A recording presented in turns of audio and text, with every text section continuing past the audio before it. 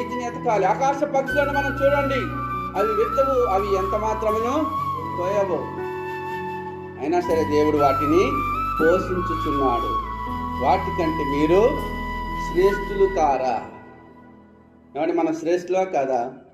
దేవుని దృష్టిలో మనము విలువైనటువంటి వారము. దేవుని దృష్టిలో మనం విలువైనటువంటి వారము కాబట్టే ఆయన విలువైనటువంటి రక్తము చేత మనల్ని ఏం చేశాడు? కొనుక్కున్నాడు.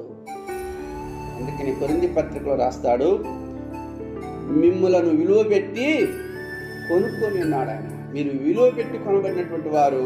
మీరు మనుషులకు దాసులు కావద్దు. మనుషులకు దాసులు కావాల్సిన అవసరం లేదు. ఏమి తిందుమా, ఏమి త్రాగుదుమా, ఏమి ధరించుకుందామని ఆలోచించేది ఎవరైనట్టే అన్యజనులు ఆలోచిస్తారు వాటి గురించి. అన్యులు అన్నట్టు ఎవరు? దేవుని ఎరగనటువంటి వారు. ఒకప్పుడు మనం కూడా